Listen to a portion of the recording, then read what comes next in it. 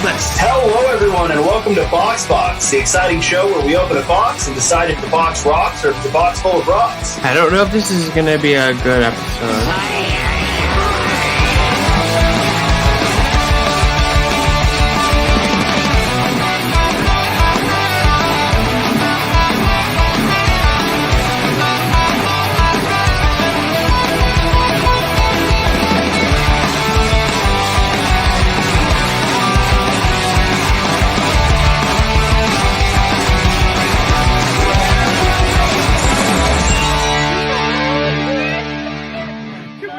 This pillow is fucking useless shirt. Yeah.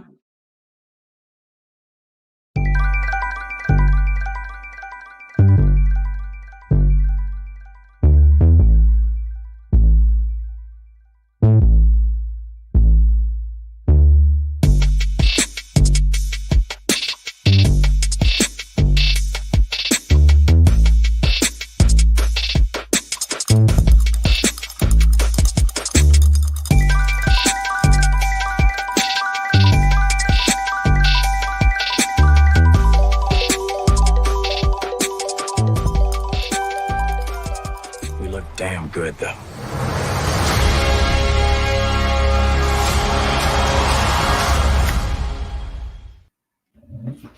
Well, it's Saturday morning, 12 p.m. PST over here, and 3 p.m. EST. We're talking Falcon Winter Soldier. I'm PJ. That guy's Maxwell. How you doing, bud? I'm good. I'm all right. It is 3 p.m. Eastern. Last night got a little crazy. Some stuff happened on the channel. I don't know what you're talking about. If you guys did not see last night's episode, Show Me Naughty, our new dating game where we're finding love for Rachel Silvestrini, you should really go back and take a look. It's an hour and a half of absolute majestic insanity. That's the best way for me to describe it. We should put that on a shirt. That's what our network is. It's just majestic insanity. I would call it sexual chaos. That's also good. Both are true. Which, by the way, is the title of my first single coming in May. I like it. And that's what might happen when you listen to it. Anyways. Do we got anything else going on? We do. We always have stuff going on. Tonight, it's family game night here on the network. Chris Clark and family, whoever that may be, will be playing Super Smash Bros. Ultimate at, I want to say, 10 o'clock? I want to say that is correct. Eastern. So come hang for that. That'll be fun. Sunday, of course, is the Unwind. I don't know what we're going to talk about. Actually, that's not true. I know exactly what we're going to talk about. So these fools over at Call to Action did a fast food bracket, and the results were horrendous. How do we say? Egregious as fuck. Yeah, fuck that. I love the Call to Action people, but this was lovely people. A slight against literally anyone with taste. A slight against greasy cheeseburgers everywhere and tacos and sandwiches. So how the fuck did Subway win? I can tell you this. When we do our own version on Sunday, Subway's not going to make it past the first round if be in the bracket at all. Yeah. I mean, look, it should be on the bracket just so we can knock it out and show people that we are cultured individuals. Oh, yes. Okay. So join us Sunday where we're going to do a better fast food bracket than Call to Action did. Mm-hmm. Monday, we're going to do a watch along. I don't know what it's going to be yet, but as you know, it's April, so it'll involve monkeys of some kind. Tuesday night, finally, Book Nook is here. It's a crossover with Watch the Book. Myself and Dwayne and Danny Ramirez are going to be talking about this book right here, Never Let Me Go by Kazuo Ishiguro. We'll be talking about the book and the film. It's going to be fantastic.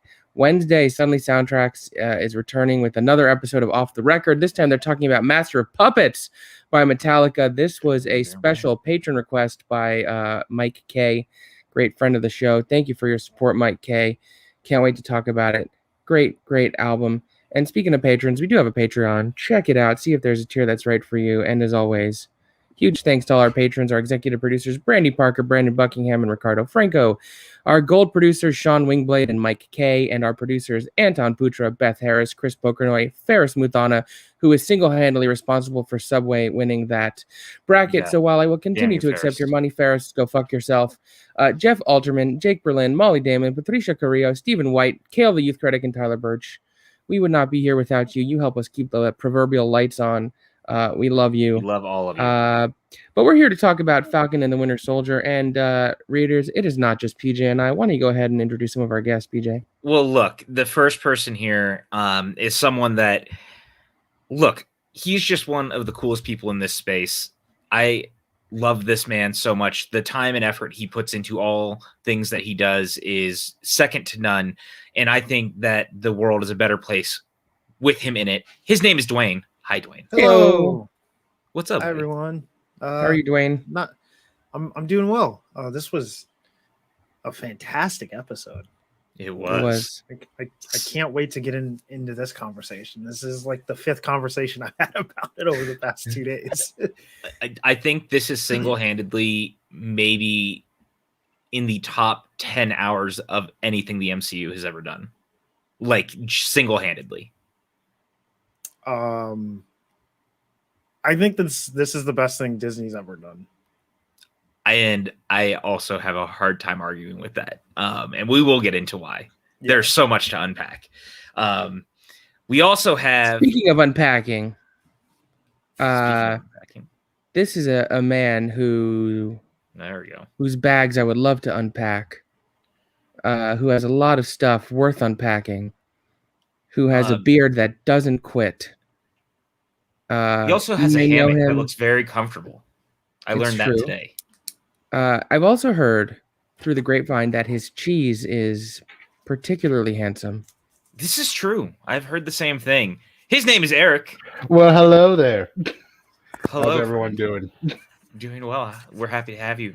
How have you been? I've been good. As you talked about, I did get my hammock out today. It was nice to relax for a little bit, bake some brownies, and now I'm ready to discuss the Falcon and the Winter Soldier. Man, that sounds lovely. Like, what a day for you. Like, brownies, hammocking. Now we're talking a little Now bit I get of to hang out with stuff. 4 of the coolest guys I know, so this is a great day.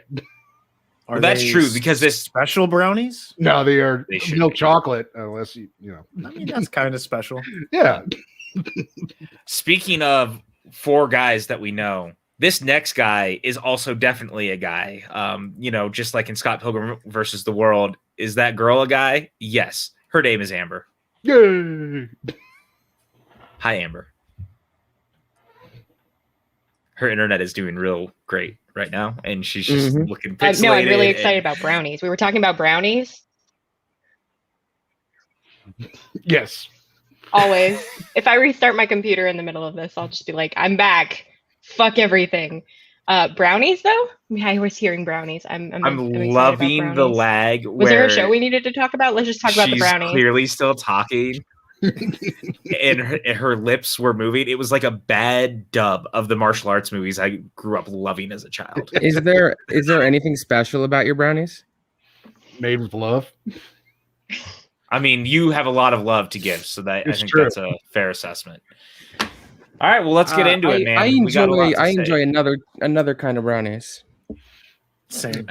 Sorry, I live in Also- Ohio. Those aren't allowed yet. Give it Never time. stopped me before. We're Legally. working our way through the country. I have mine delivered to my house once a week. Mm-hmm. I Yep. like it. I like it. Well, you know what else I like? Falcon and Winter Soldier. We've got a lot to talk about with this episode, man. Yes. So much happened. Very cool reveals. A lot of just stuff that I wasn't sure Disney would let Marvel actually tackle. I'm really into this show, and I think that the more it continues to push itself as a show that actually has something to say within the MCU and actually like putting itself out there on the front lines of social justice and conversation and change, there's a lot of really important topics that it is actually allowing itself to have, which I was worried they wouldn't. And so, just a lot to really unpack. But I'm going to start with Dwayne. What were your overall thoughts? You kind of said that this was your favorite thing Disney's ever done. So what were your overall thoughts on the episode? Yeah, and part of the reason why this is my favorite thing that Disney's ever done is because of how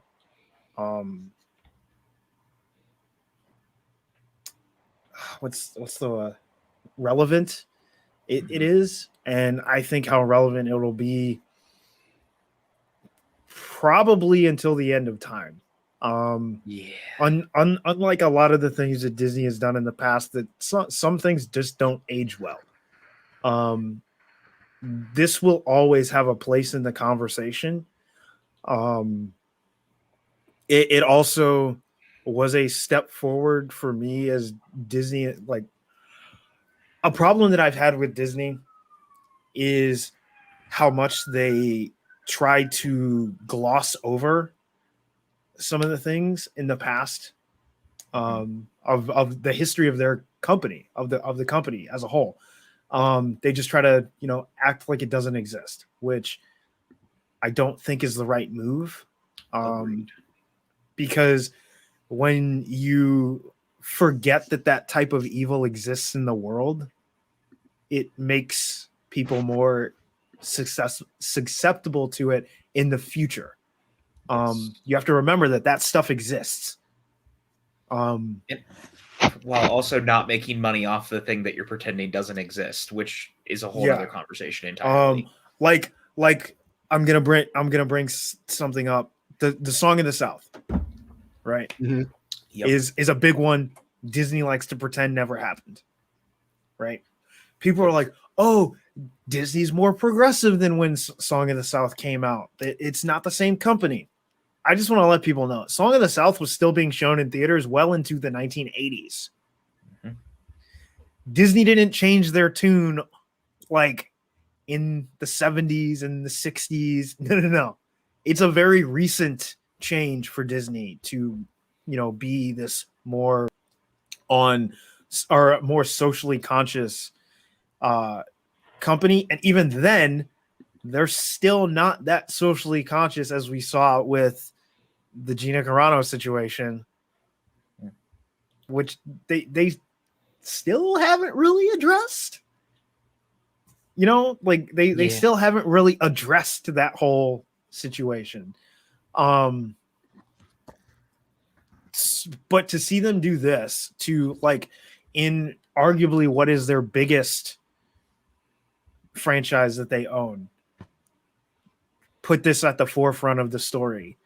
Not just a black man, but the story of what it means to be a black man in America in the past, but what it means to be a black man in America in the present. That is, I don't want to give them too much props, but it's something to be emulated by other mediums or Maxwell companies. And Maxwell and I were talking about this a little bit off camera too, is that one of the things that I also appreciate with this and kind of what Feige has done, and Dwayne, you and I have talked about this too, in the post-Ike world, Feige has made it a point to actually go against everything that Ike basically was stopping the studio from doing, in letting filmmakers kind of push some of these stories and things, which I think has been very important. Yeah. And actually putting people forward, Well, to be fair, I think the biggest thing with Perlmutter though is he is cheap. So that was the driving force on why a lot of the TV stuff when he was in charge wasn't as good, is because he's cheap. He didn't want to shell out the money to make quality content or quality productions. So I don't want to put it on he didn't want to address the topics. He was just cheap, and being cheap gets you a certain level of investment, and it didn't get people invested enough to want to even broach those They're like, we can't deal with that on this budget. Yeah, it was also when he would stand in the way of no one wants Black Panther because he didn't think it would sell as an audience, which is problematic. It was the same thing with Black Widow too. And, little things like that, because you're right. He was also cheap. And so, just things like that. But the reason he wasn't willing to take risks on that is because he was cheap. I'm not going to say that I'm not willing to put it out there that like, hey, he didn't believe in the characters. But the reason he wasn't willing to take the bet is because he's cheap. He's like, I don't know if we're going to get enough return on this. So yeah, let's not do it. Whereas with, Feige's like, I don't know if we're going to get the return on this, but you damned if we're not going to take the shot. Yeah. And he's done it time and again. Keeps fucking rolling the dice any way he can. Yeah. And it works. And it works. When you figure it out, it works. And I appreciate that. What about you, Eric? What were your thoughts on the episode? I love this episode. Like every week up to this week, like the show's been consistent, like in terms of quality and the level of everything. It's been consistent. This week they took it up a notch, and they are setting up for a fantastic finale next week. I cannot wait for it. But some of the things that happened in this episode, there was one scene in particular that actually brought a tear to my eye because of how moving it was. The moment between Isaiah Bradley and Sam, when he tries to give him the shield, and that whole conversation, I was just like, this is some of the best writing I have ever seen and heard. Wow. And then you just, even like the fight to start off this episode, top quality. And just everything that went on through this whole episode, I was like, this is the best episode so far of this series. And I'm so excited to what this episode gave us and what they set up for next week for our ending. Yeah. I have to say, like, as the penultimate episode, if you will. Yep. It felt like a penultimate episode. Yeah. And I think that, Dallin Musan, who wrote it, like, really just knocked it out of the park on a lot of levels. And it was just so excellent. Maxwell, what about you? What were your thoughts? Yeah. I remember having this conversation with Dwayne. I don't know if we were off air or on air prior to the show, and sort of debating if they would actually dive into the racial issues in a way that felt significant. And I was skeptical. It's no secret that I'm a shill for Disney, the parks, their movies, all of that stuff. And I've thoroughly enjoyed the MCU, but they also have a history of playing the middle ground so as not to alienate any potential source of income for their multi-billion-dollar corporation.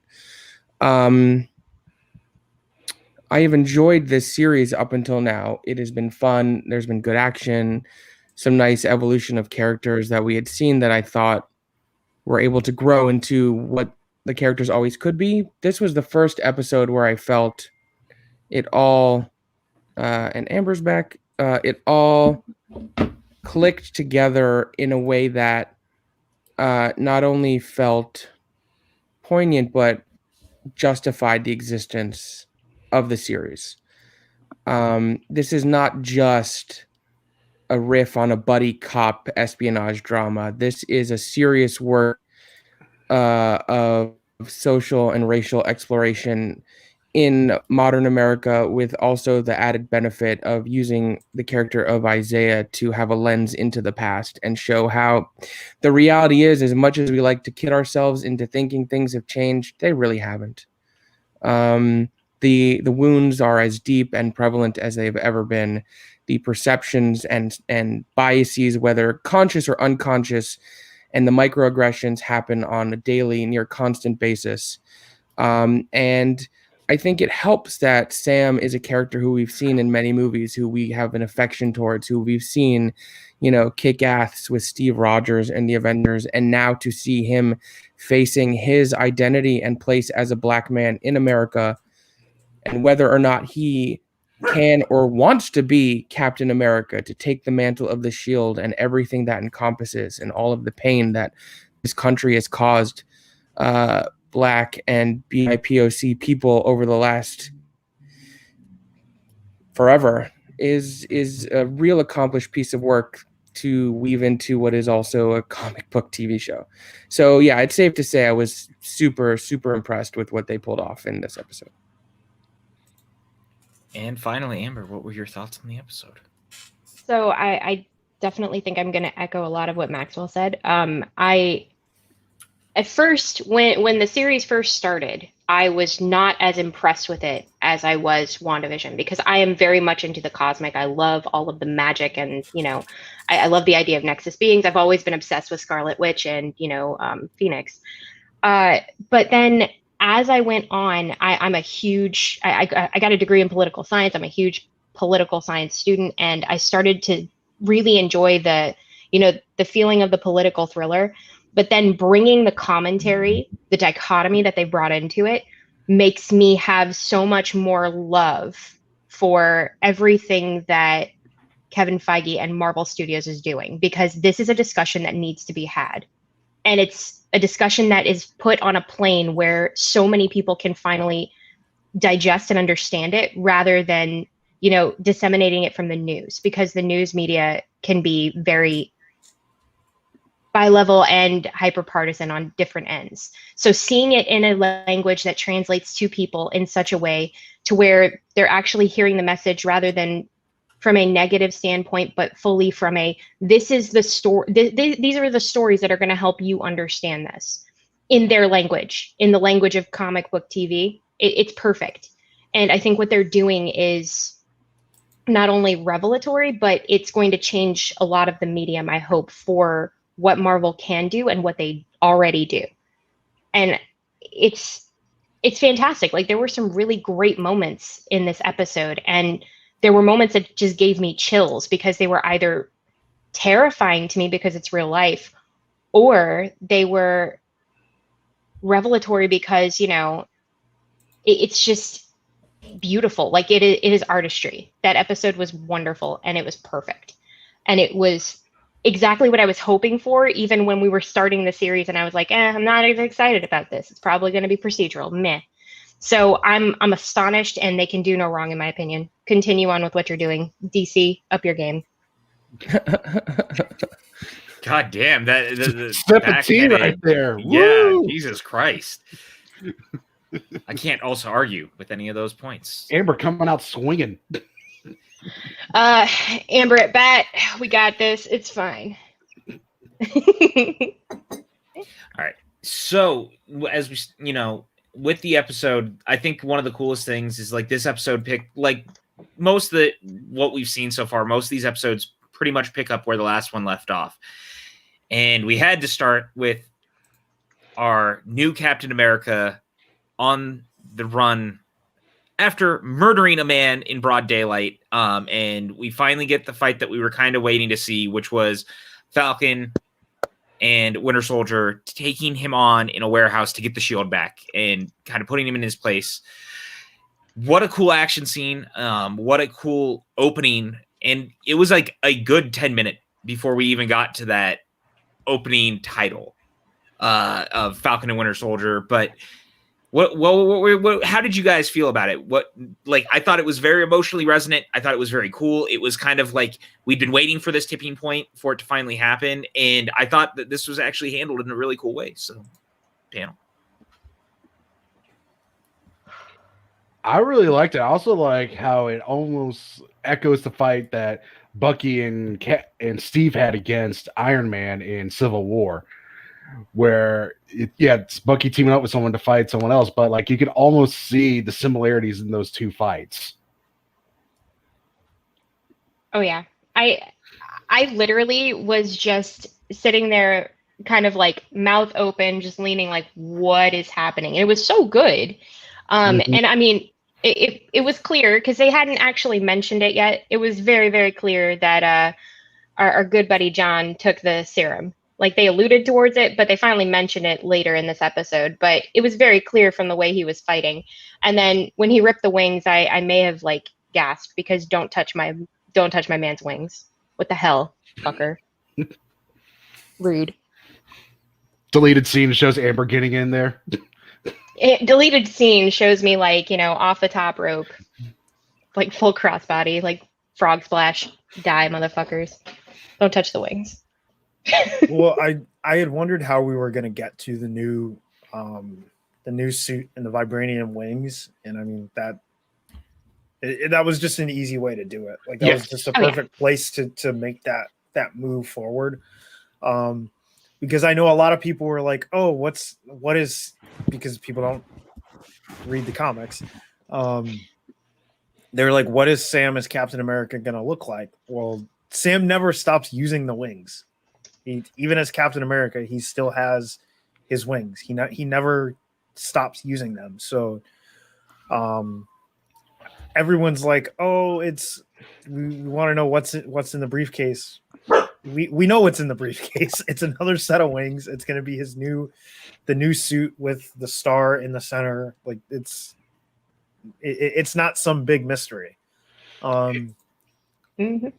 And I'll even say, I kind of wish that this episode was the last episode of the season. Yeah, it would have been a good cliffhangery final episode. I'm not going to lie to you. Yeah, I think that this would have been a beautiful final episode. What if this was not the final episode? They're going to end it like with explosions. It's going to be nuts. So I'm like, okay. Sorry about that. The fight had like a grit to it that, and like you could. I almost felt like you could hear like bones crunching, and you could feel the blood in the fists, and it just hit hard in a way I don't think a lot of MCU fights have. It had like a very ground level, like dirty, grimy feel to it, which I think is the benefit of not having to play for a IMAX screen, but for a TV screen. Like there was like moments where I was like sort of like kind of grossed out in a good way.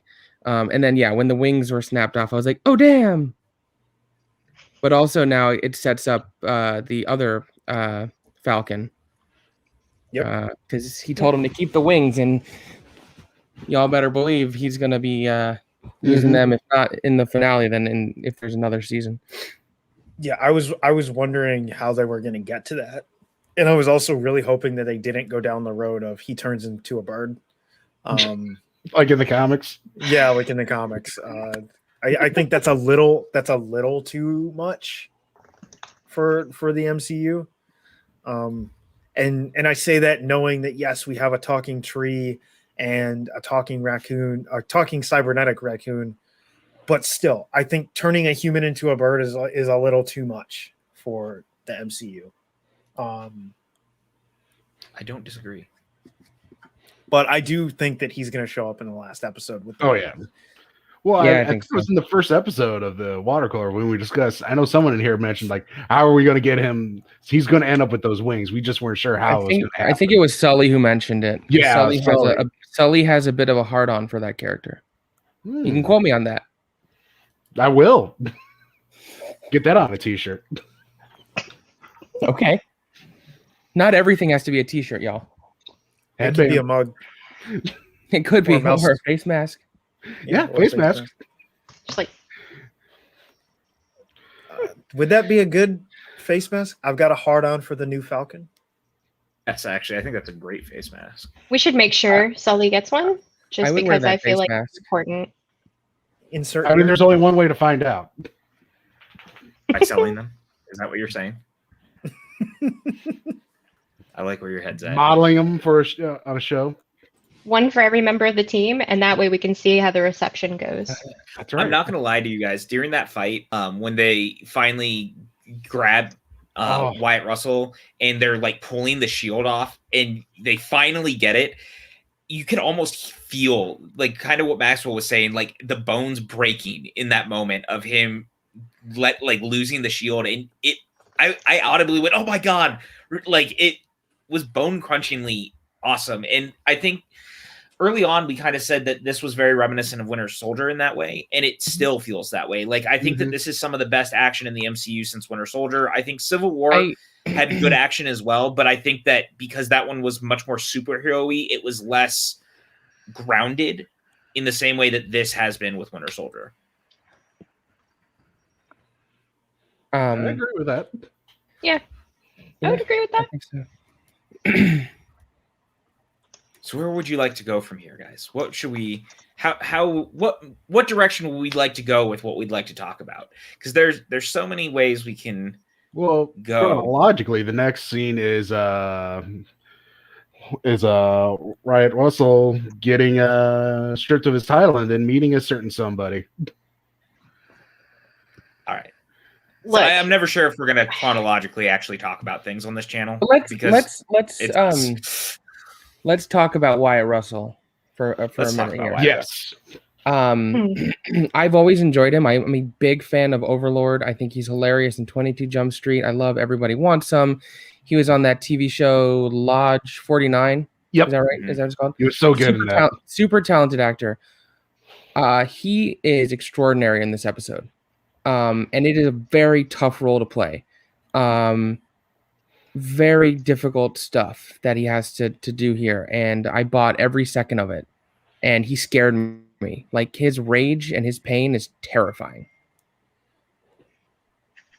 He has become such an excellent actor. Even in this show, I think from episode to episode, the acting just gets better from him. And one of the things that I was really proud of with the show is in this moment, like this whole scene when he goes in and he's being stripped of his medals, one of the things that I wasn't necessarily anticipating them doing was him kind of throwing it in the face of the people at the panel saying, "You created me." Yep. Like, I went out there to do the thing that you created me to do, and now you're stripping me of the thing that you created me to do. And this was a kind of a bold move in a way. Like, in my opinion, I think the MCU has been. There's a lot of people who talk about how Marvel as a whole is very like in the bag of military industrial complex. But what's interesting is I think that that the movies have also gone out of their way to not, in a lot of ways, like Stark especially, like in that first Iron Man, turning against that and what he was kind of founded on. But I was very impressed that they went the route of doing this in this moment with this character in particular.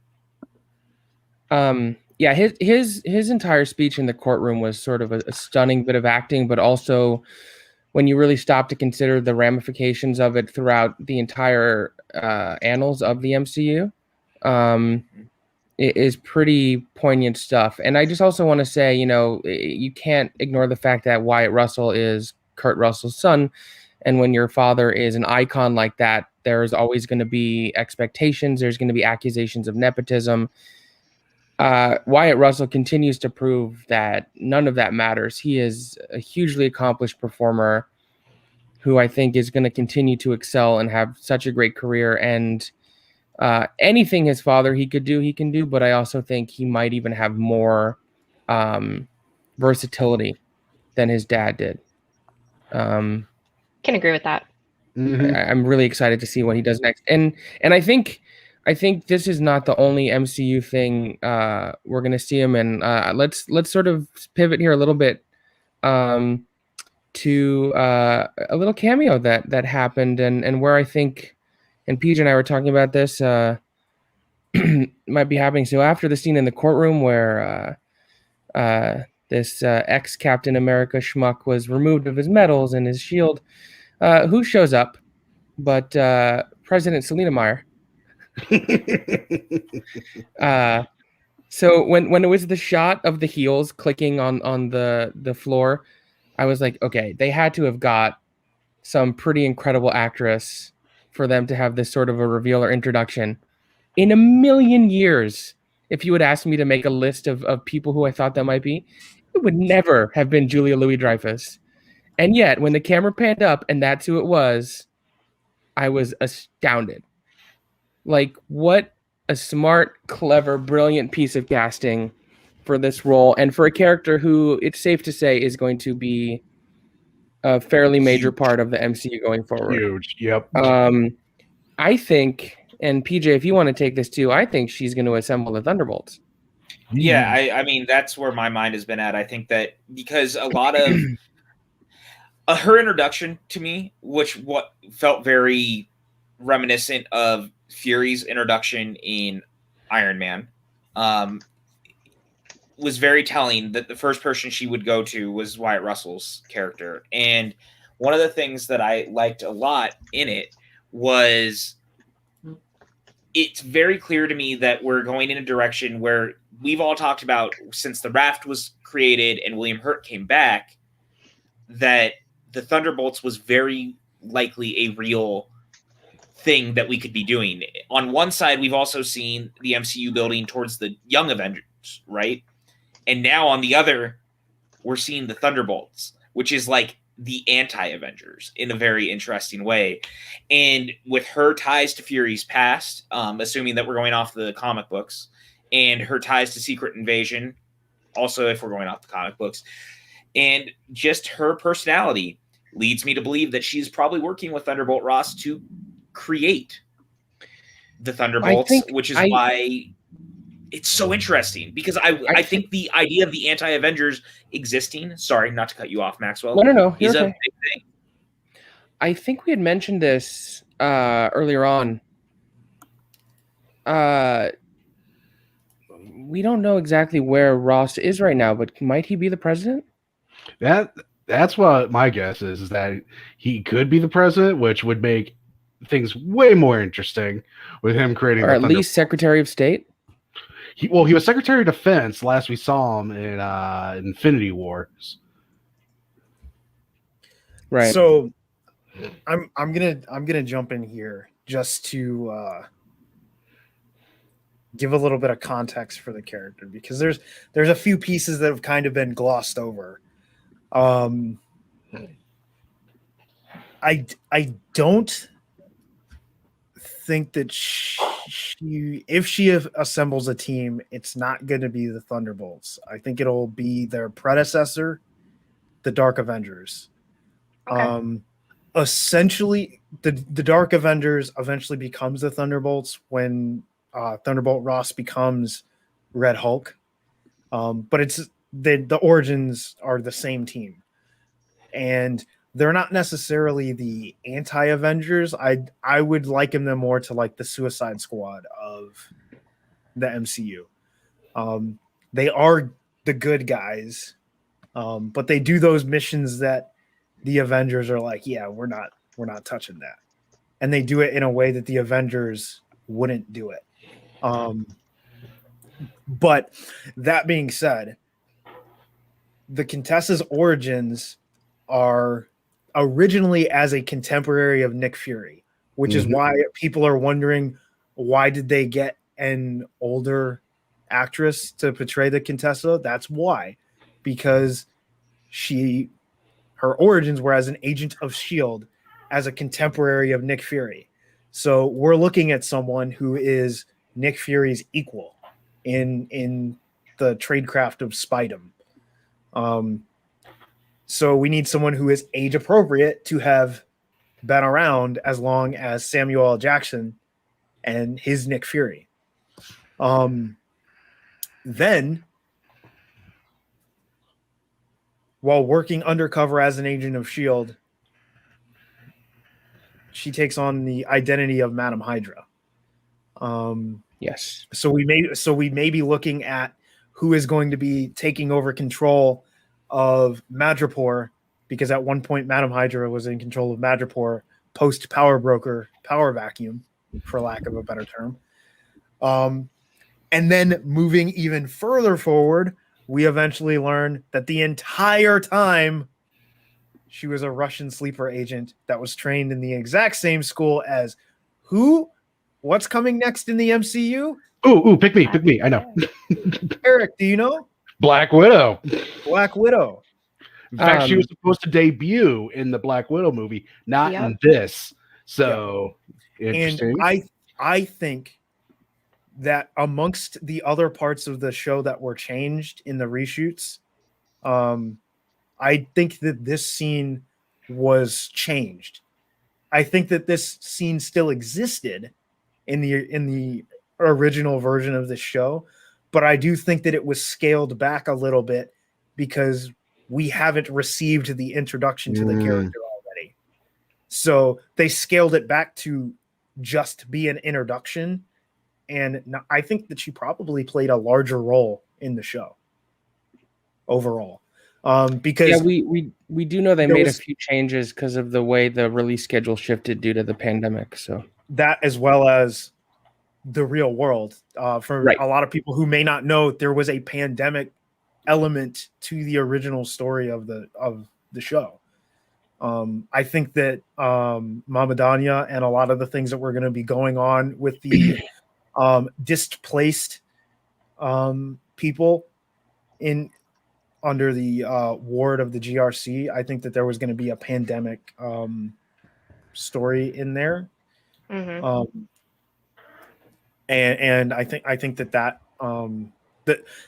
as well as I think some of the characters were shifted around. I do think that we are going to see her in Secret Invasion for sure. Mm-hmm. And I don't know if we will see an older Contessa in Black Widow. I think that what we might see is a de-aged Julia Louis-Dreyfus in the flashback sequences that we already know that we're going to get in Black Widow. I'm excited for that. Honestly, Dwayne, can I just carry you around for all these reviews and be like, please shower all of that information on us, because that was the best info drop I think I've heard yet. I'm like half tempted to invite you to be on our show later too. I'm like, what are you doing this weekend? But I was gonna say, Dwayne, I do disagree with you a little bit. I think she is going to create the Thunderbolts, because originally the Thunderbolts back in 1997 were the Masters of Evil and disguise, because all the heroes disappeared because of the Onslaught crossover. So they were originally led by Baron Zemo, which is why when I think Baron Zemo being here, going to the raft, I think it's her building up the Thunderbolts or Masters of Evil, whatever they want to call it. I think she's going to be Nick Fury assembling that team with, clearly with Walker, Zemo, possibly Abomination, who's coming back in She-Hulk, and I'm guessing maybe Taskmaster from Widow. That's Black Widow. That's what makes sense to me. What I'm thinking is, I don't think we're going to see any of this until Phase 5, probably.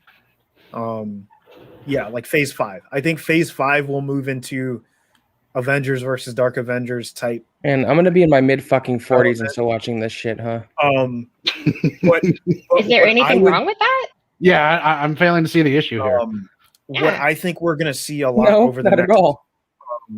What I think we're going to see a lot over the next phase is villains are not going to be dying in these movies. Yes, villains are going to be sent to the raft, and I think in the mid-credit or post-credit scene to the penultimate or the final movie in Phase 4, we are going to see Thunderbolt Ross enter the raft, walk past all of these villains that we know are incarcerated in the raft, stop in front of either Zemo. I think Zemo makes more sense, but it could be Zemo or John Walker.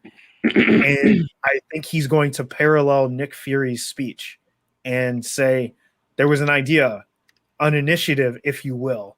And he's going to give that speech to either Zemo or John Walker. And that's where we're going to see the start of. I think we're going to skip over the Masters of Evil. I don't think we're going to go, because we don't have the X-Men yet, and they can't do the Onslaught storyline. Right. And even then, I think that the Onslaught storyline is a little too much for the it was MCU. Too much in the mid-90s. It was going to be too much for the MCU. Dwayne, if I were an executive and someone had just pitched me what you pitched me, not only would my checkbook be open, but I would be fully erect. Let's go. I'm just trying to get it out on as many. I just want to get it out on as many platforms as possible that I said it. I also would like to get it out on as many. So that way, when it does happen, you can just like make a compilation and be like, "I called my shot." Well, no, I just like it's a good way for people to see, like, hey, like there are people who understand storytelling and are good storytellers that aren't like already in Hollywood. Like there are people with good ideas. It's like you can find a good idea on the internet, and you can just find someone to like all these people that are writing fan fictions. If I was a studio, I would be going to some of those people and being like, look, can I option this and then like turn it into a story in my already developed property? Like you don't maybe they don't write the entire screenplay, but like, why not get them and, you know, give them story by credit and option their story and give it to an established screenwriter, and then let them turn a great fan fiction idea into a great movie. I mean, fan Like, fiction why does the job in some cases. Sometimes fans write way better things than actual writing teams, and that's not always, but I mean, There's good stuff out there. I'm gonna reference one of the worst things ever, but 50 Shades of Grey was a fan fiction. Yeah, that's true. I'm just like, bleh, but it made money. As terrible as 50 Shades are, both the books and the movies, they did give us some banging soundtracks. That is true. That is true. I mean, I don't ever like to give literary Twinkies, you know, a nod, but I give it a nod because it validates fan fiction in and of itself. You can make money as a fanfic writer. And so I'm right there for it as a fanfic former writer and reader. What? Anyway, no, I'm excited to see what's going to happen. Like, I don't know as much of the comic book angles, so thank you, Dwayne, for existing, because that like really helped out my brain. I'm like, oh, okay. But I'm excited to just see where it goes and to see what they change, because I always enjoy seeing how they cause the line, like the story, to change a little bit and modify it for what we're seeing and modify it for really today. I don't want it to end yet again. So here we are. Even though apparently, like, you know, it could have been a really great cliffhanger. Also, I was like dying to see the inside of the chest, even though I like the briefcase, even though I knew it was wings. I was like, I just want to see them. Give them to me. Give it to me now. I was like, Exactly what is this? Marcellus Wallace's briefcase? Come on, just show us. I said that, not you. And I mean, even to talk about like things that they changed, it's even, and this is one of the things I really get annoyed with gatekeepy comic book fans. In the comic books, the streak in the Contessa's hair is white. Mm-hmm. That doesn't look good on screen. That's No. why it's That's why it's purple in the show. It's not white. It's purple, and it's I'm a huge fan of purple. It looks so much better on screen than I think the white streak would have looked. Well, not only that, also you don't want to get the similarity to Cruella de Vil. You know, that's coming out in the next month. And it's like people are gonna, oh, but she doesn't look like the comic book. So fucking what? So what? Did you ever think you were gonna get that character on screen? So what are you complaining about? I could not agree with you more. Like the weird gatekeepiness of stuff like that, where it's like, guys, the character's here and we're getting the character. Like, it's exciting. And sometimes there's, you know, liberties taken with any adaptation. Like, it's very rare that we ever get a 1-for-1 adaptation, right? Whether it's a character or a book or anything. So there's no reason to be gatekeepy. I'm so glad I came back for like literally this, because that stuff drives me bananas. I think it's much better to just allow people to. Really? B-A-N-A-N-A-S. Oh, really? Sorry. That's what you had to do? That's exactly what I had to do. I did it. All right. You were there for it. You saw it. You heard it. It happened. Move on. Continue with your speech. Fine. No, it's too late now. You interrupted it. Continue. No, it's over now. The moment's gone. You killed his soul. Gatekeeping sucks. Yeah, gatekeeping sucks. There we go. Awkward silence. Let's talk about the training with the shield. Let's talk about the training with the shield. One of the coolest moments in the entirety of the MCU. I was such a good training montage. I was like, careful, Sam. It was so dope. And I want to pull up this comment from way earlier. Yeah, and it's something I've seen other people discuss. Where is it? Thank you for all the comments. So many comments. Here we go. During the montage of Sam training, he was running on his right side to leave room on his left. But Steve can't run. He's on the moon.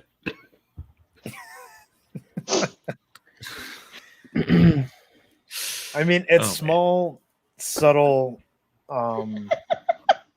It's small, subtle things. Yeah, that, like right here, like that these are the like little things that I appreciate a whole lot more than all of the Easter eggs in WandaVision. Because in WandaVision, all those Easter eggs were there to like mislead you, which are kind of annoying. These are just things that are like they're small Easter eggs in reverence to the MCU itself, which I appreciate much more. Like things like when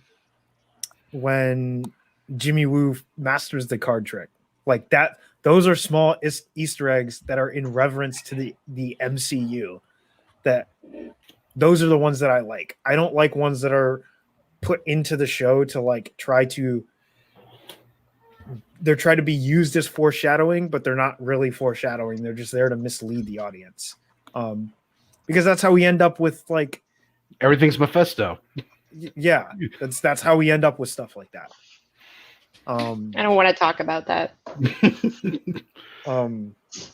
Is JLD Mephisto? Let's find out next week. Oh God, let's not go there. I'm not. I don't want to get kicked again. But I think the training montage. How do I put this? One of my issues with this show, and I don't want to get into a huge. This is not what this. I'm not opening up this can of worms. I'm just making a point here.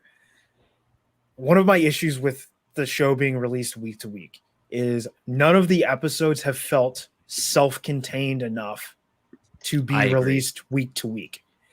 And this training montage was one of those moments that really felt like this was meant to be watched all at once. Because I don't disagree with that take even a little bit. And I think for someone like Chris Clark, who has not been watching week to week, that training montage is really going to hit hard for him when he watches it all in one go. I actually said that to him earlier because he was on screen doing something before the episode, and he was like, "I'm waiting," and I was like, "I think that with this one in particular, because Dwayne, you and I actually talked about this on social like a couple of weeks ago. This is one of the shows that I think would have been better almost as a binge.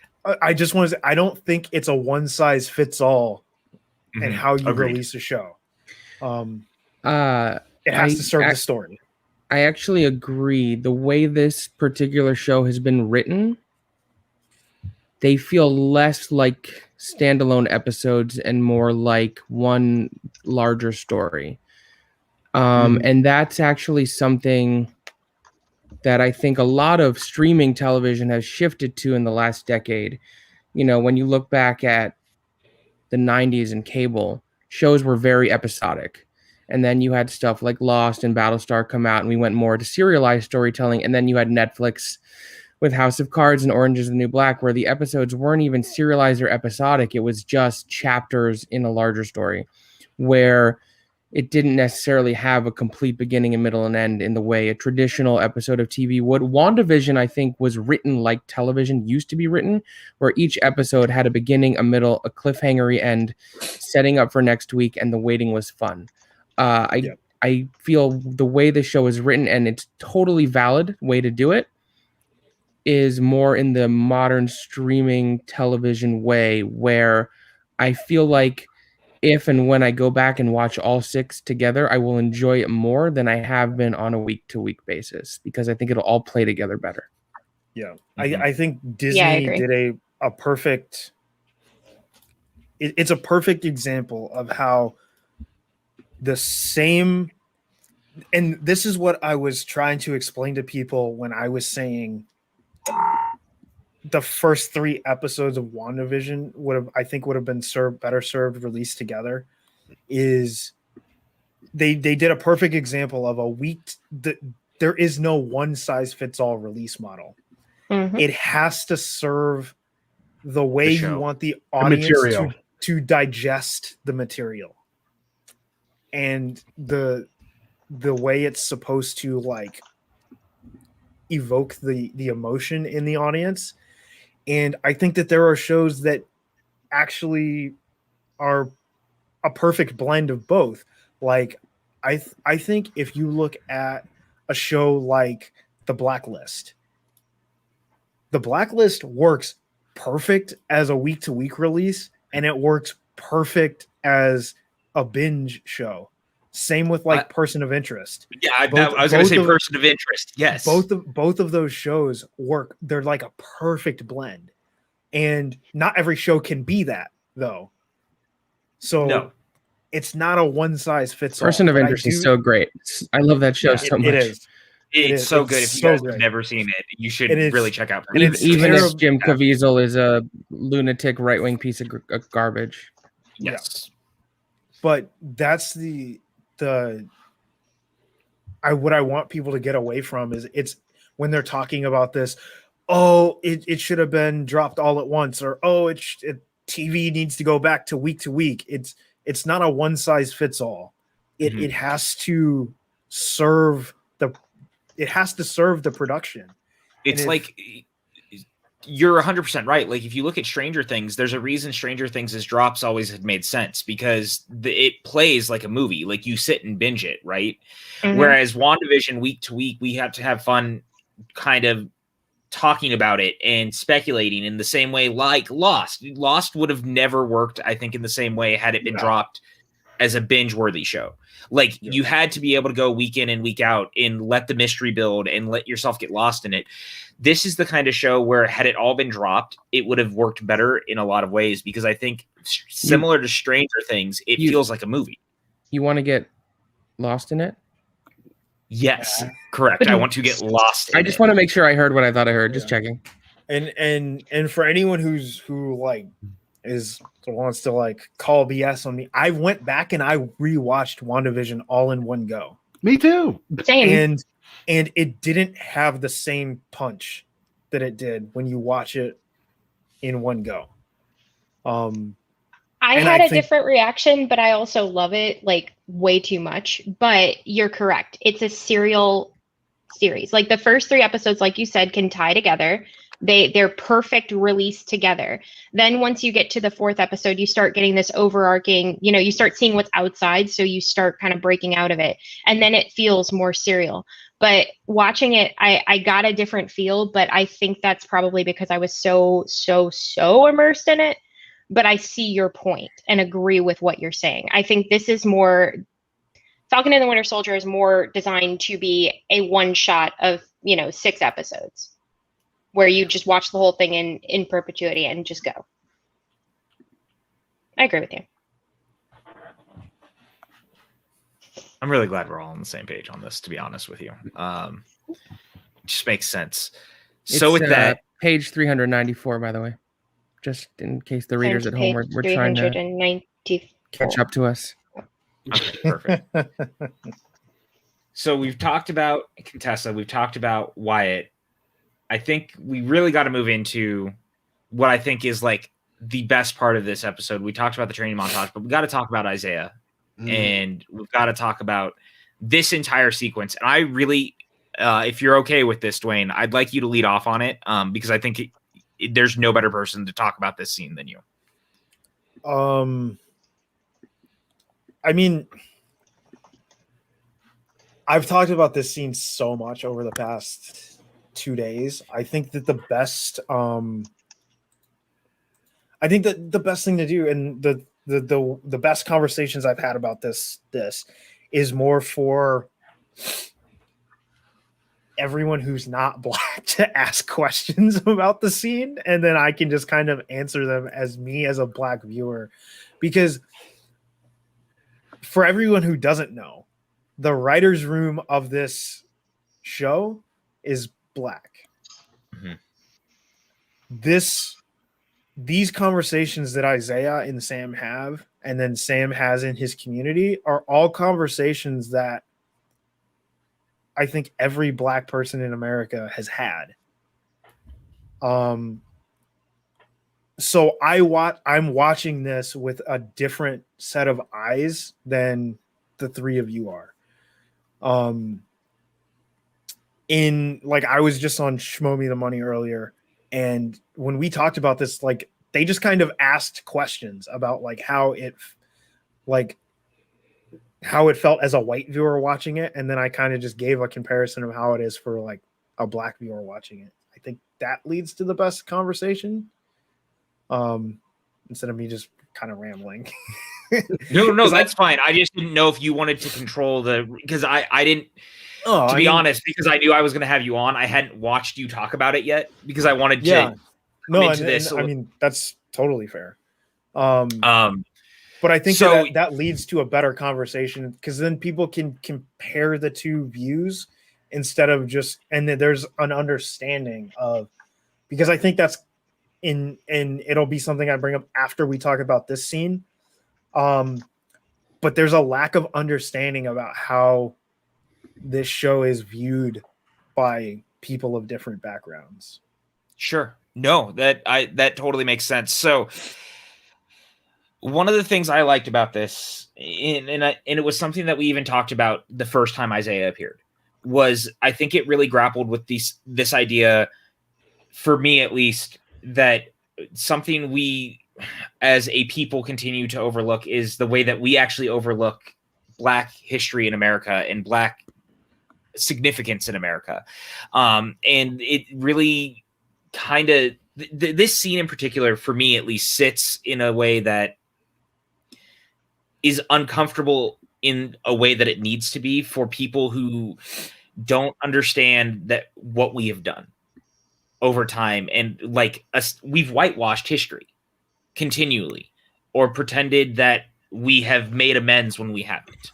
And I thought that, at least for me, it was really trying to drive the point home that we continue to miss the point, and that we continue to pretend that things are getting better when they aren't. And we continue to push off the problems and pretend that things have changed and they haven't. That for me was some of the biggest and most important stuff, especially that they will never let a Black man be Captain America.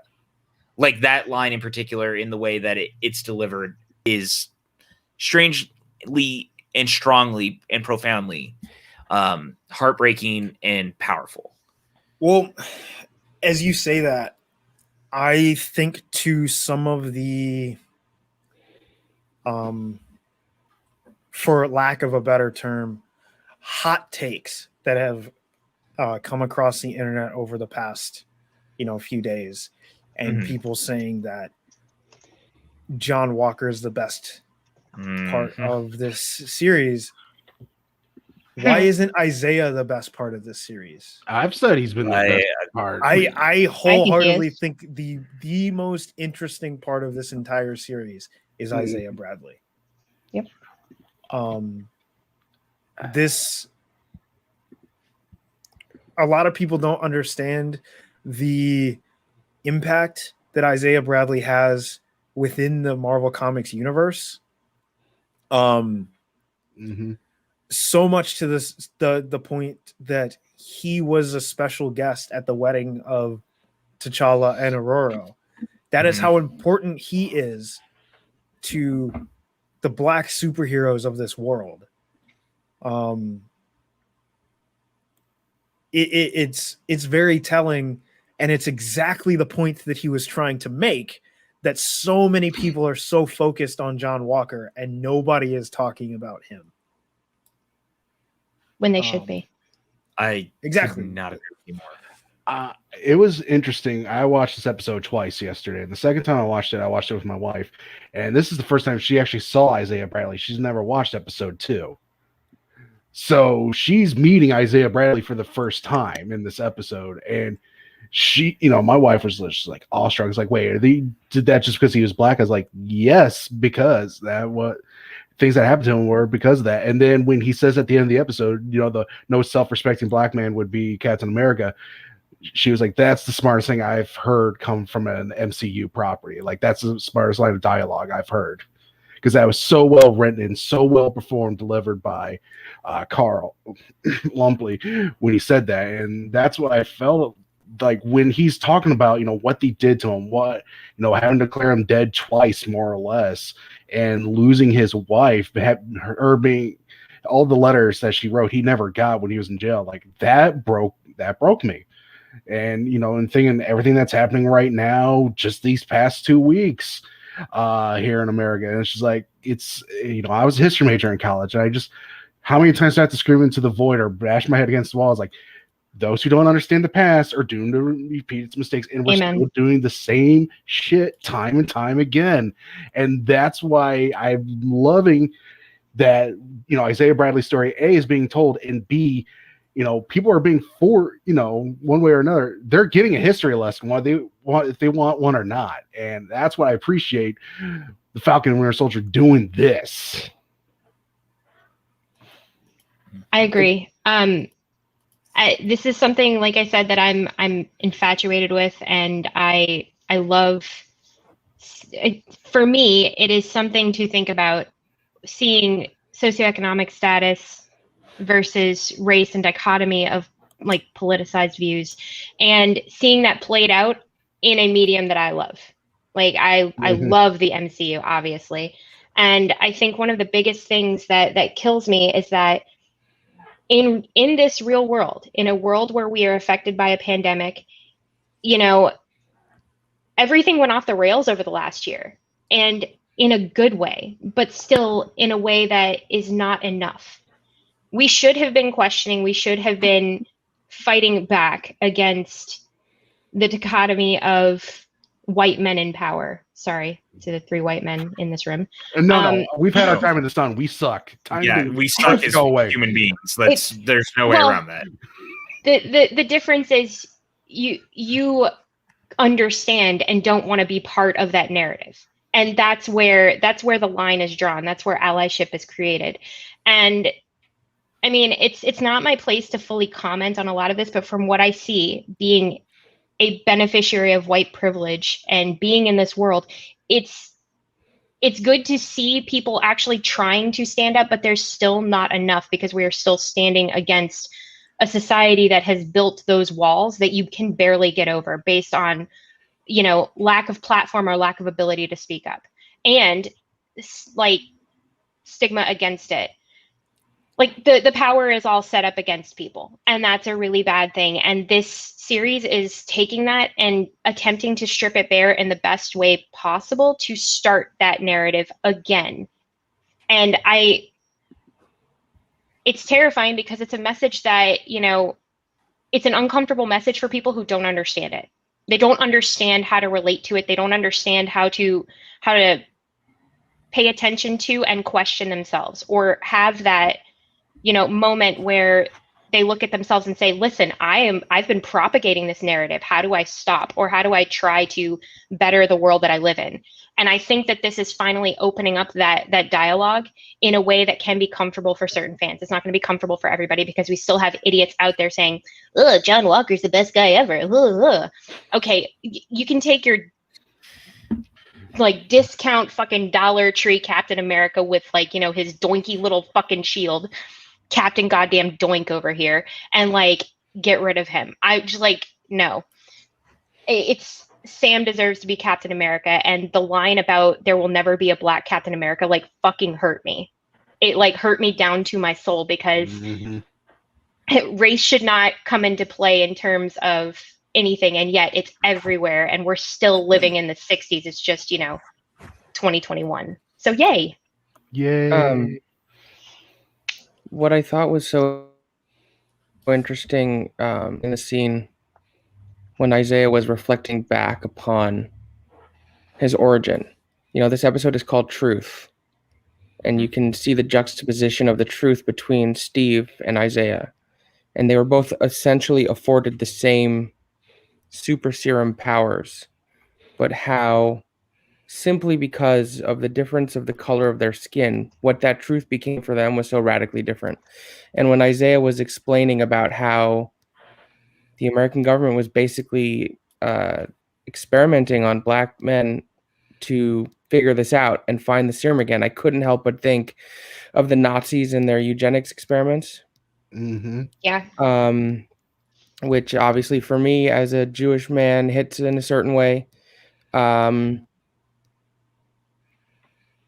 It was a very in a very short amount of screen time, it had so much to contemplate. And I love that the episode is called Truth because it is speaking truth to power through entertainment.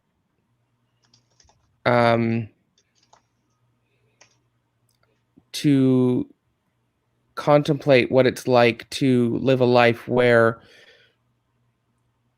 because of something so superficially different, you're treated differently and not afforded the same opportunities and don't have the same privileges for no legitimate reason, is so painful and difficult to contemplate for anyone who has their eyes open.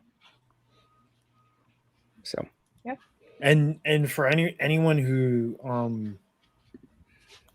while it is reflective of the Nazis and their eugenics experiments, for anyone who is not familiar, I'm telling you, Google the Tuskegee experiments. Just Google it. God, it's Yep. yeah, absolutely. rough. If you think it was just the Nazis doing things Nope. Right. that No. horrendous, Google the Tuskegee experiments, and then you will see where the inspiration for what happened to Isaiah Bradley came from. And to your the name of the episode, the comic that eventually showed Isaiah Bradley and revealed Isaiah Bradley to the comic book world is called Truth, Red, White, and Black. So that it also is a nod to the comics, but you bring up a I guess as we talk about privilege, I guess we can move to the next conversation that I think is incredibly important, and that is Bucky's conversation with Sam. Yes. When they're tossing the shield back and forth. And when he says, me and Steve never thought about what it would mean to hold the shield as a black man. People constantly ask, what is white privilege? That is white privilege. Mhm. The fact that he never had to think about what it would be like for a black man to hold the shield. Yep. That is white privilege.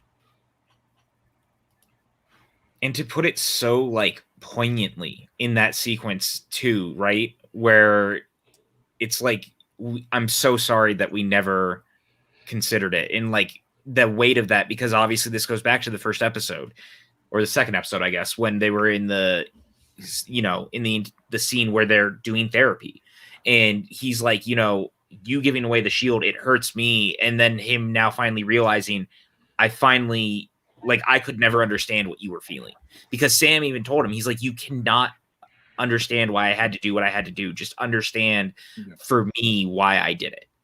And I like the way that it came around. And just to this, I mean, and this beyond that aspect of it, this also answered a question that a lot of people have been wondering. Did Bucky know what Steve was going to do with the shield? Mm-hmm. It confirms that not only did he know, he talked about it. He agreed with Steve that Sam should be the one to take the shield. But I want jumping back to Isaiah's conversation with Sam and talking, and a lot of people have been asking me, how does Sam balance what Isaiah said with moving forward and eventually coming to the decision to, become Captain America? And I think that Sam came to the realization that in order to have the mindset that Isaiah Bradley has, you have to develop a very isolationist view of the world, and you have to have the resources to create a place where that ideal is safe to hold. In the MCU, that would be, I think, the closest equivalent we have is like Wakanda, right? Mm-hmm. If you are not going to have something like that, you have to kind of do what Sam is doing, make your way through the world, and then eventually realize that you cannot change the system from the outside. And that's a constant struggle for most minoritized groups in this country. It's not just Black people, it's across the board. It's Black people, Latinx people, Asian and Pacific Islander, women, all of these different groups. We can't change it from the outside. Nope. And once you come to that realization, then it's okay, how do I force my way into the room? Mm-hmm. And the way, and honestly, there is no way to force your way into the room. This is really where allyship comes into the picture. And it's on the white men in the room to say, you know what we need here? Diversity. And then making it happen. And I just like, I brought this up on Schmo Me the Money, and I said it there. I'm not pointing this at this show in particular when I say this. Mm-hmm. So anyone who's watching, please don't take it that way. But a lot of people were like, hey, when I talk about this episode, I want to make sure that I got some Black people on the show. Mm-hmm. Why did you wait until this episode to make sure that you got Black people on the show? Yeah. Why didn't you say, hey, we're talking WandaVision. Let me make sure I got Black people on the show. Hey, we're talking about, you know, I don't know. We're talking about the Real Housewives of New Jersey. Why did I make sure that I got Black people on the show? It's similar to the way we've seen on Twitter now that In the Heights social media reactions are fair game. People said, hey, make sure we boost Latinx voices when we're talking about In the Heights. Why weren't we doing that? Why weren't we always doing that before? Latinx voices. Yeah. We should be doing that at all times. The goal should be to boost other people's voices at all times. 100%. And that's Mhm. true allyship. And that's what I think people need to get from this conversation that Bucky had with Sam, is that you're not realizing what you're doing. And once it's called out, don't get defensive and say it was a joke or I didn't mean it that way or whatever. Just shut the fuck up. Listen. Truly absorb the information that you're being given. Apologize and then move forward in a meaningful way. Yeah. That's what has to happen. And until that happens, we're not going to see change. We're going to continue to be having the conversation that Isaiah has with Sam, is if you think things are different, you're blind. Mm-hmm. It's sad how true all of that is. And it's like that. It's exactly why all of this is like, we have to have these conversations. And it's why and if you think that this isn't paralleling the real world, you think that the real world has moved forward. No. A year ago, we had a Black man had his neck knelt on until he was killed, until he was dead. Mm-hmm. In the past week, or in the past 2 weeks, we've had a Black man shot to death. Mm-hmm. We had a 17-year-old Black child killed in a bathroom because he shot at the cops with no evidence to prove that. We've had the officer who shot a Black man 7 times in his back. He was just fired. No charges filed. Or no, he went back to work. Sorry, he wasn't fired. He went back to work. No charges filed. He didn't do anything wrong. He acted within the department policy. But the world has changed. We've moved forward. We're more progressive.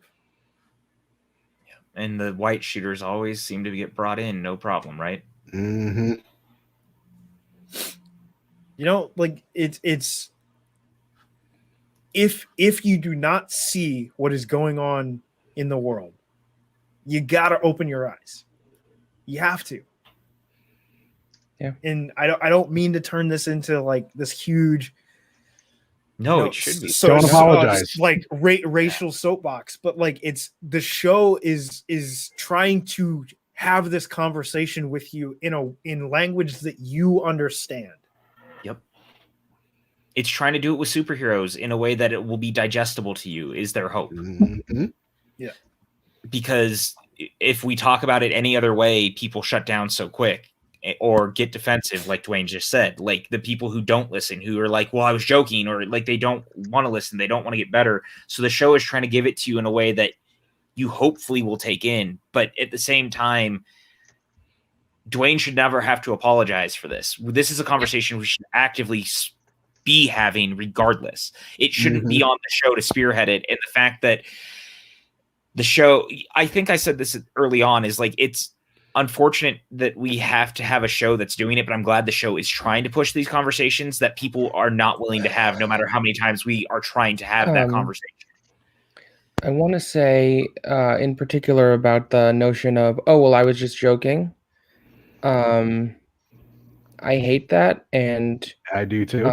I think any of us can fully admit that we're not perfect, that unfortunately we say things or do things that are not right, because life is a constant state of learning to get better.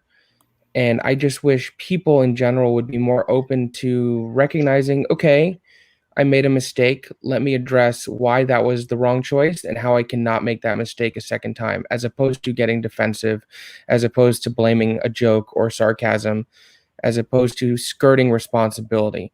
People are going to make mistakes. That's the human condition, is our imperfections and our flaws. What I think also makes humans so wonderful is the ability to learn from them and grow. The notion of learn history so it doesn't repeat works on a very deep personal level too. Be aware of your own history, how that has impacted people, so that you can make better choices and enrich yourself as a human being, so as not to continue down that path. 100%. Open your eyes and have some self-awareness. No one's going to be perfect. People fuck up. I fuck up. We all do. It's the ability to recognize those fuck ups and not do them again. That's so vital. Yep. Yeah, agreed. It's not easy admitting when you're wrong, but it's cathartic and it's good. And you know, I was born in the South. I'm from outside of New Orleans, and I have a very racist grandmother. And I'm just like, no, stop. Like you can't be like this. You cannot do the things that you do and want to be a good person. And it's very, very hard for people to understand that. And we get into a lot of fights, and I just don't really talk to some of my family because of it, because I don't approve of that. There's someone, I don't want to say specifically who, but there's someone very close to my life who I do love a lot, who is of a certain age and grew up in a certain society and says things that kill me, and I will fight against it. And other people around me say, why are you fighting? You know, this person is set in their ways and all you're doing is creating more tension. I cannot sit idly by and let these things be said without voicing my displeasure with them, because on the off chance that he or she or they hears what I'm saying and really takes it in and listens and understands why, they can take a second to recognize the impact and maybe change it. You got to do it. We need to take that chance. Don't let things skirt by. Speak up. And on that, when people talk about, and this is I mean, not entirely for everyone on this panel, but all of us in some way, shape, or form are in the entertainment industry, right? We are voices on the internet. And no matter how large or small our platform, we have a platform. And when people tell me like, hey, have you thought like maybe you're alienating people, right? Mm-hmm. Here's what I think about. I never know who's watching, right?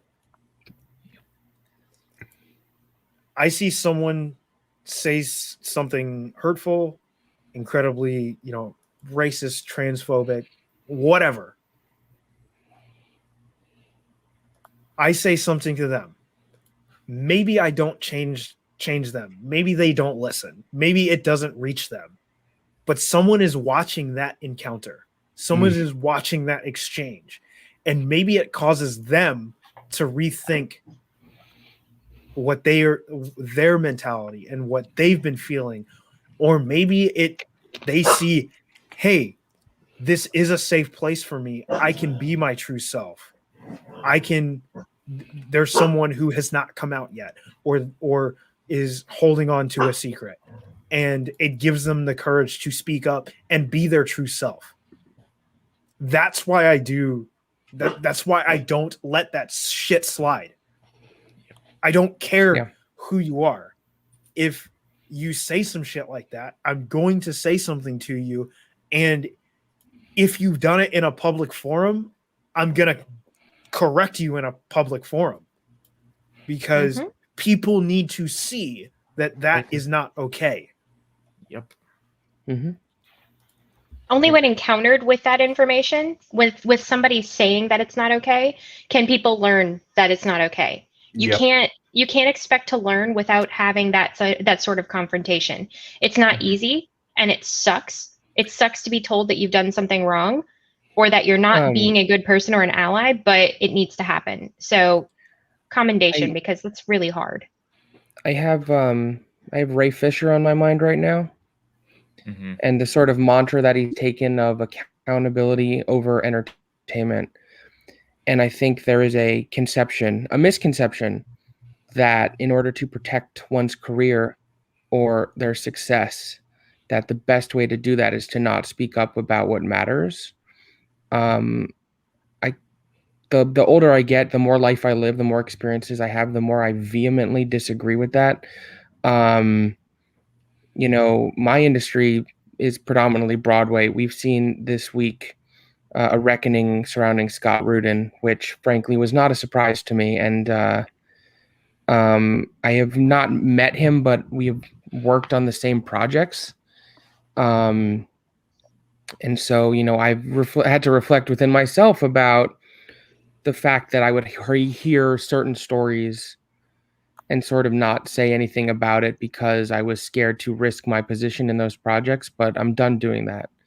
If speaking up for what I believe in, if holding people accountable for their poor actions, whether it be abuse or racism or transphobia or homophobia or whatever it may be, means that I no longer will have the opportunities that I had, that is something I'm going to be okay with, because I can't sit idly by and let these abuses happen. I mean, that's a conversation that a lot of us have had just in our smaller circles too, right? Holding people accountable for the things that are happening. And I don't want to name names, but things have happened in the last year and a half in a community we're all a part of, whether closely or ancillarily, where people were held accountable in the right way and people were not held accountable in the wrong way. And no, if you do something and people and other people were deafeningly silent. Mm-hmm. And that's what I was going to say, is that silence also speaks volumes, right? Mm-hmm. It really does. And I think it's very important that there's a time and a place where you need to use your position, no matter how big or small, to make it known that you are either someone who's here to help, or you're not. And if you don't, people notice. And I think Silence is all of, indicative of complicity. I agree. And I think all of us are of a certain similar age where we're not young anymore, but we're not old. So it is up to us who have lived a little and had experiences, but still have a long road ahead of us. It's up to us to impact these changes, to not let older complacent generations get away with their shit anymore, and also let the younger generations who are going to be even more progressive and fight even harder than we have know that, we're opening the doors for them. Yeah. We have to That let it's okay to stand up and fight. Yeah, we have to let the generations of the future know that what they are thinking and where they would like to see when they're in our shoes, where they would like the world to be, it's okay.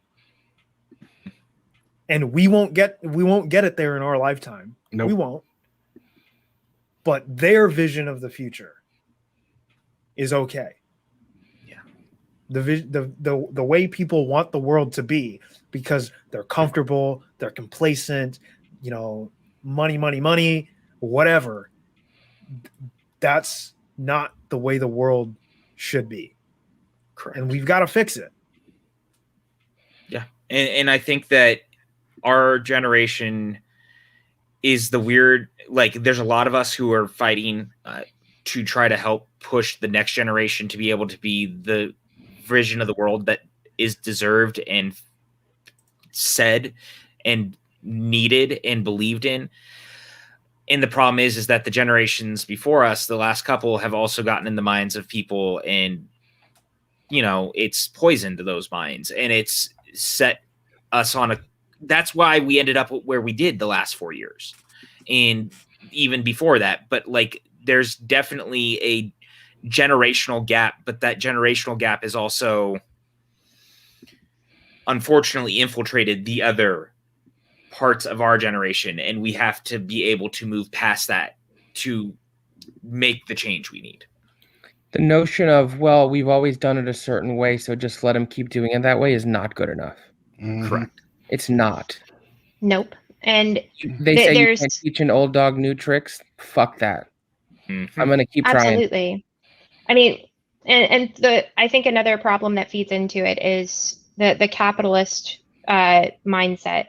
When everything is owned at the very top, nobody is allowed to have anything else. At least that's the mindset of the rich. And the problem is that plays into everything in terms of race, because there is no resource to help disenfranchised people get out of that cycle. They're literally stuck in this cycle of disparagement and, being at the bottom because, well, capitalism doesn't allow anybody to rise up from that. It is a self-fulfilling prophecy and a dirty, nasty cycle. And it's literally, it's the reason why there are problems in inner cities. It's the reason why, because we don't fund enough money towards education. We don't take care of people. We don't help people get out of their situation. There are people who are able to rise from their situation, but there are a lot more people who literally feel like they're doomed to live in this entire cycle, continuing back and forth and cycling through it. And that's what we're seeing. You're seeing the effects of that cycle propagated for generations, and people never able to get any sort of piece of the pie and never able to move forward because they're not afforded the same benefits as people who are at the top.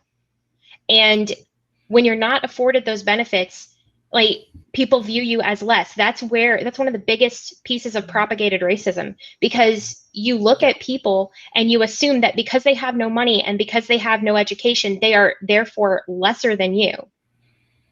And therefore it feeds into that cycle. And it's absolutely disgusting to me to see people believe that because of the color of your skin or your gender, or even if there is no gender, even if you assign no gender to yourself, that you are a lesser being because you don't have what they have, or because you are different. So it is something that generates so much frustration and anger in me, because I have so many ideas on how I want to fix the planet and fix our world and fix what we're doing and even our society, down to the bullshit capitalism that we follow that's broken. I could go on for days about it, but it doesn't do anything if I'm the only one. And it's really nice to sit amongst like-minded people who understand that there has to be a change and that we actually have to stand up and say things. And that's why it ties back into this, because I'm glad that they're saying what they're fucking saying. Yeah, like, look, truth of the matter, again, like, you know, this all matters to me, and that's exactly it. Like, I love Mama Harris so much. Me too. I'm gonna say though, man, like, Me too. She's my mom, you know. I'll say this, like, oh, go ahead. No, what I was gonna say is, like, I've made it no real secret that I was raised in a very conservative, very religious, very red area of California. And when I moved to Los Angeles and really started to kind of break away and learn and detox from all that, you realize how different the world actually is and how badly people are hurt all the time. And it was something that I battled a lot with. It's a conversation I've had privately with Dwayne and Jay and, you know, people in my life that were affected in ways because white people pushed down and punched down and held people back, and it's not okay anymore, and we have to be able to let the world grow. And I mean, this became a totally important conversation on like inside a superhero TV show, because again, as we said earlier, this show is trying to have you have this conversation, whether you want to have it or not. Don't be afraid to have it. Definitely. There needs to be an entire dismantling of the way things work, because the systems that are in place continue to oppress those who are other. Yes. And continue to not allow anyone who doesn't have opportunities afforded to them because of generational wealth or skin color. They don't get that way out. It's what the world is designed against them. This isn't really the topic of the show, but I've been having several conversations over the past few days.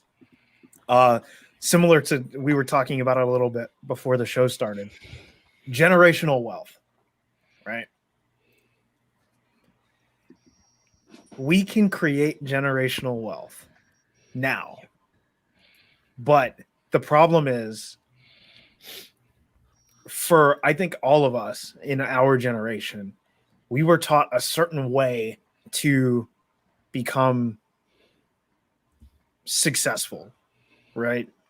You know, the old, take $100 out of every paycheck and put it in your savings account, talk.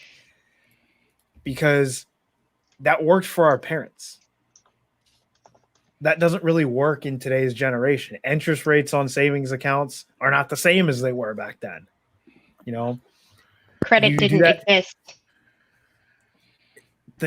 All of that sort of stuff. But like, if you understand the way people have taken what was their generational wealth and because what a lot of people don't understand is generational wealth helps, but it's not the end all be all, because my father could have had a ton of money. He gives it to me. If I don't keep that money moving, it's not generational wealth. I just had a lot of money and I pissed it all away.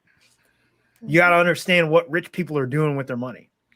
Yeah, you got to understand things like the new developments in the financial world, like cryptocurrency, NFTs. You have to understand stuff like that, because that's stuff that you can then teach to your children who teach to their children. And that's how you create generational wealth. People want to say, hey, there's no way for people of color to come about. Yes, there is. Right now is the time. You can take nothing and turn it into something right now. Yeah. Like, I cannot tell you, like, look, I'm not trying to have people up in my DMs asking me for money, but I cannot tell people how much money I've made over the past 2 months just because of the developments in cryptocurrency over the past 2 months. And all because I took $150 that I could have been spending on some bullshit like DoorDash or McDonald's or whatever. And I just said, you know what? I'm not going to do that. And I'm going to spend it on some Dogecoin. I'm going to spend it on, some Ethereum Classic. It's not a lot of money. It's not. I know I know when you're living paycheck to paycheck, it feels like a lot of money. Dwayne, Mama Harris is coming for you. But- Better watch out. Talk about a high honor. Like, Let me tell you. It's like, I money, please. I understand, because I came from a world of living paycheck to paycheck. I came from a world of eating ramen for every single meal. I understand. But you can take $5 and you can turn it into 5,000. And once you understand how to do that, that's the key. But the difference is people from these backgrounds don't get that education. And it's on those of us who do come from those backgrounds and get that education to spread it to our people. Yep. We gotta let people know. Like, I don't know how many people I've told over the past 2 months, buy Dogecoin, get into crypto, start learning about what blockchains and NFTs, like, learn that stuff. I bought some Ethereum today. Because So did I. and Mama Harris just said it. You're making choices. In order to make choices, you have to have knowledge so that you can make informed decisions. And when you have the ability to make informed decisions, you have leverage. Yep. Mm-hmm. And once you've got that kind of leverage, that's when you start having the pocketbook leverage, and you can start speaking with your wallet. Yeah. God damn, man. Like, I don't want to praise Tyler Perry too much, but do you know, because he does he uses some very harmful tropes in his movies. Yep. He does. Yep. But the fact that he created an entire studio, Yeah. Mm-hmm. Yep. to Yeah, I create and fund Black projects, Yep. Yep. I have to commend that. I have to. He put his money where his mouth is, right? It's exactly your point. Mhm. Like and I mean, I wish that he would learn from some of the stuff that he's doing, like you're saying, but I'm glad that he's also put his money into trying to give back and help put voices out there that need to be heard. So And- there, And that's another thing that we got to do as all of the I'm going to start saying disenfranchised people That's a good across the word. board. Across the board. If we can't get white Hollywood to put us in the spotlight, we got to band together and put ourselves in the spotlight. Mhm. Like I don't want to make a ton of money so that I can go live off, in the middle of Colorado and be left alone. I want to make money so that when a friend of mine wants to make a, LGBTQIA plus short film, I can say, "What's your budget? Cool, here's the money." Yep. That's what I try to do. Agreed. Like, that's the goal. That's the dream. My dream isn't to go live off and be left alone. My dream is to all of the people that are fighting and scratching and clawing and crying to be let into the room. We can say, let's kick the door down. Yeah, I mean, it's no secret that I'm a Broadway investor and producer, and every project I've chosen to associate myself with is one where I felt my involvement, whether financial or sweat equity, was helping out a disenfranchised voice. Like, the one I'm most proud of is The Inheritance, which was a play all about the lives of gay men over generations, written by a gay man, starring gay actors. helping tell stories that need to be told and are not always given the platform to be told. I completely understand. Agreed. Mm-hmm. Real quick, I mean, in all of this, we did get a Streamlabs donation from Michael K. And Mike said, I'm really glad we're having these conversations now. There's no better time like the present to disrupt the status quo in pursuit of a better future for everyone. And that's it, man. That's everything that I can hope we do. And again, it doesn't matter the size of your platform or what you do in life. You can still be a part of the change. All you have to do is stand up and do it. It's about not sitting idly by and letting things just happen. And all evil needs to succeed in this world is for good people to do nothing. Yep. Exactly. And it's very easy for us to really turn that corner if we could all just do it. It's going to be uncomfortable and it's going to hurt. But you need to learn to be uncomfortable if you want people to stop hurting. Yeah. You gotta rip yourself off the hooks that hold you. Like, you've got to be okay with with disagreeing with people that you love, especially if their takes are trash. You need to be okay with disagreeing with those people and stating that straight to their face. It kind of brings me back to that speech in, I believe it was Civil War. I mean, where our good buddy Sharon, used those words. You plant yourself like a tree and you say, no, you move. Mm-hmm. And it's a very good point here, regardless of the characters that say it or how how their arc is being portrayed right now. You have to stop and say, no, I'm not going to take this anymore. And I'm not going to allow this to happen or be said. You have to make yourself that shield for other people. That way they can continue to do the work that they have to do, because people are tired. People are tired of defending themselves. People are tired of having to speak up to defend themselves in terms of the color of their skin or anything related to their identity. We shouldn't have to defend our identities, regardless of who we are. And people should not have to fight so hard to even have a place at a table, not just the table. Like, people should not be, I don't know, a 13-year-old shouldn't be getting shot for nothing. That's really what it is right here. Like, that's the world that we live in. And it's narratives like this that really help people understand that this is wrong and it needs to stop. So, speak up. Yeah. I don't think there's really an easy way to transition out of any of this. There's really not. But I could not be more proud of the conversation that we had. And I'm glad to see that almost everyone who was here at the beginning stuck around and, you listened. And if we can help you change a little bit to help change the world, or at least we opened you up to the possibility of it, if you've been uncomfortable about it, then we did our job. And that's all I can ask for. It's this sucks, man. But it's the only thing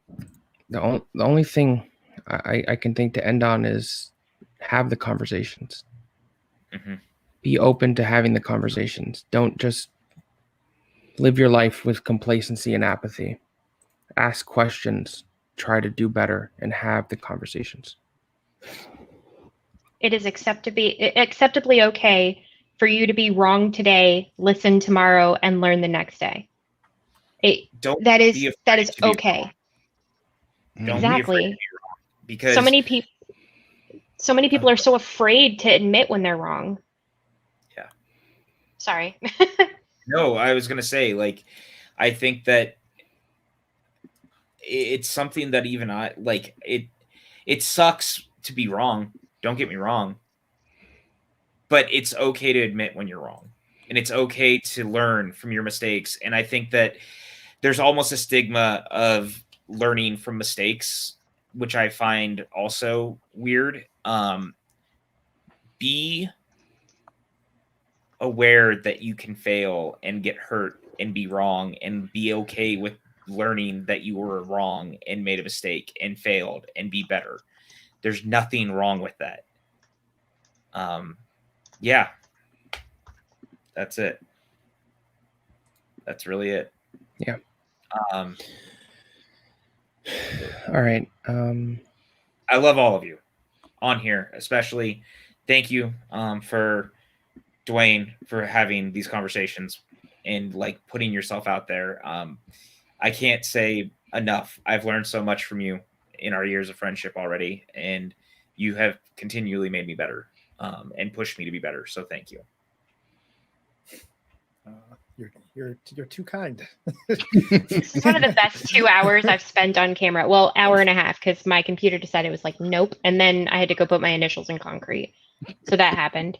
I almost pulled a Michael Scott and stuck my entire face in the concrete. So I'm glad we didn't do that today.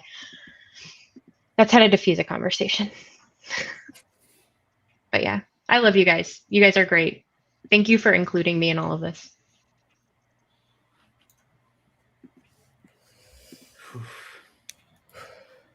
All right.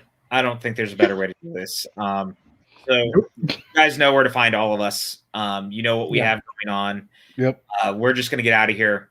There's no better way to transition out than just cut into credits. So guys, we will see you on the next one. Peace out. Where is it?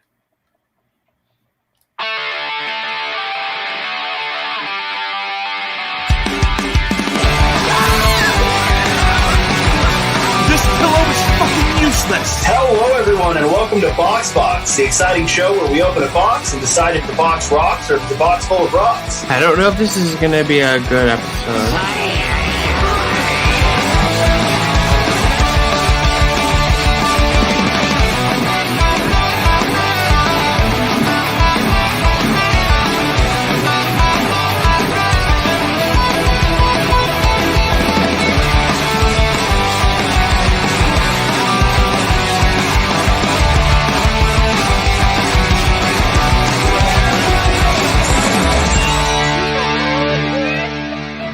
Can we make a "This pillow is fucking useless" shirt?